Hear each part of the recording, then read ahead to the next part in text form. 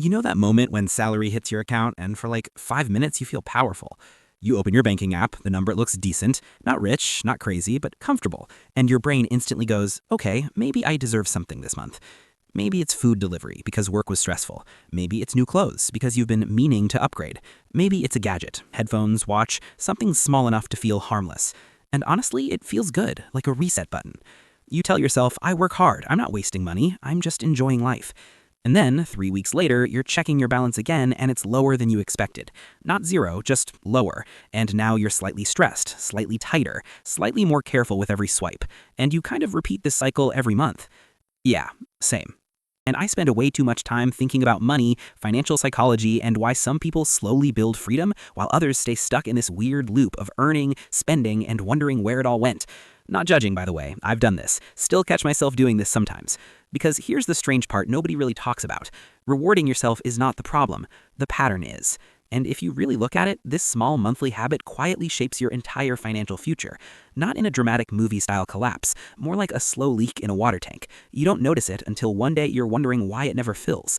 So what's actually happening when we treat ourselves? Why does it feel harmless but adds up so fast? And what if the real cost isn't even the money? That's where this gets interesting. Let me ask you something. When do you usually reward yourself? After stress, after hard work, after a bad week, after you feel behind in life?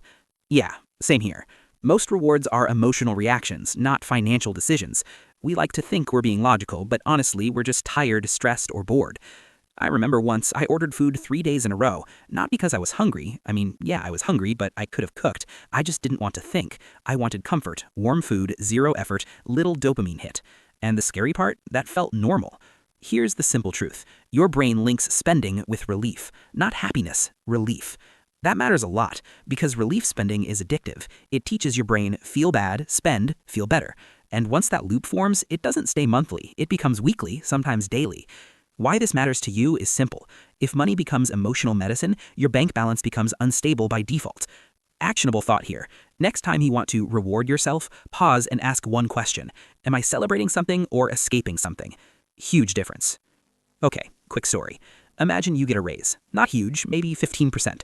At first, you're excited. You think, nice, I can finally relax a bit. So you upgrade small things. Better phone plan, more frequent takeout, maybe nicer clothes, maybe subscription services you forgot you even signed up for. Individually, harmless. Together, permanent. This is lifestyle creep, and honestly, it's sneaky. It never feels like I'm spending more. It feels like I'm living normally now. You know what's wild? Your brain adjusts fast, like scary fast. The thing that felt luxurious last year becomes basic this year. So now your reward yourself habit isn't extra spending, it becomes baseline spending, which means you're not actually rewarding yourself anymore, you're just maintaining a higher cost of living. Why this matters long term? Because your income has to keep growing just to keep you at the same comfort level. And income growth is not guaranteed.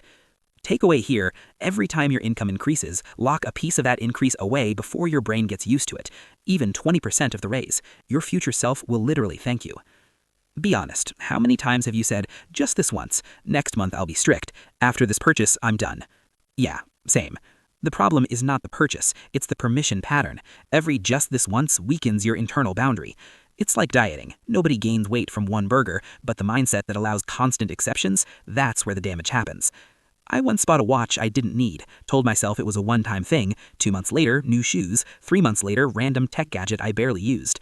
Not because I needed them, because I had already proven to myself I break my own spending rules. That's dangerous. Why this matters is simple. Self-trust is financial power. If you can't trust yourself with money, no budgeting app will save you. Actionable step. Make rules that are boringly clear. Example. No impulse purchases above X amount. 24-hour wait rule for non-essential buys. One fun purchase per month. Simple rules beat emotional decisions every time. Okay, this part is less exciting, but honestly, it's the most important. Let's say you spend $200 monthly on rewards. Feels small, right? That's $2,400 a year. In 10 years, $24,000. Invested, possibly way more.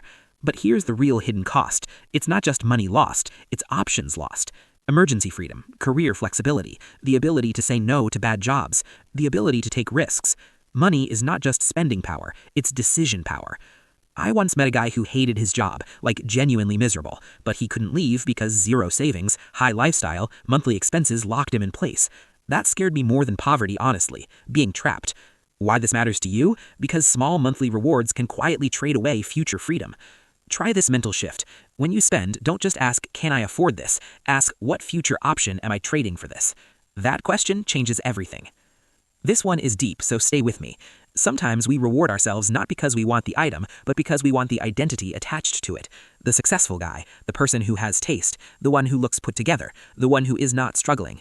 Social media made this worse, way worse. You see people constantly upgrading life, new places, new gear, new experiences, and your brain goes, am I falling behind? So your reward spending becomes identity maintenance, not enjoyment, maintenance. I caught myself doing this with clothes once, buying stuff I barely wore just to feel like I was doing okay. That realization was uncomfortable, but freeing. Why this matters? Because identity spending never ends. There's always another level. Actionable step. Ask, would I still want this if nobody saw it? If yes, good chance it's real value. If no, maybe pause. Here's the important part. I am not saying never reward yourself. That's unrealistic, and honestly, life would feel empty. The goal is intentional rewards, not emotional ones. Healthy reward habits look like this: planned in advance, budgeted, not tied to stress relief, not replacing savings goals, and actually meaningful to you. I personally set a guilt-free fun fund. Small amount monthly. When it's gone, it's gone. No stress, no shame, no overthinking. Weirdly, this made rewards feel better because they were earned and controlled. Why this matters is simple. When rewards are structured, they stop controlling you.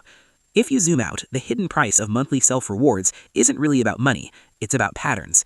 It's about teaching your brain how to handle discomfort. It's about whether your lifestyle quietly locks you into needing constant income. It's about whether you're building options or slowly trading them away.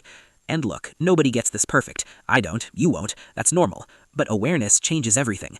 If you just pause before rewards, if you separate comfort spending from celebration spending, if you protect even a small slice of your income from lifestyle creep, you shift your future, quietly, month by month. And here's the thing nobody says enough. Financial peace is not about being rich. It's about feeling safe, feeling in control, feeling like life can surprise you and you'll still be okay.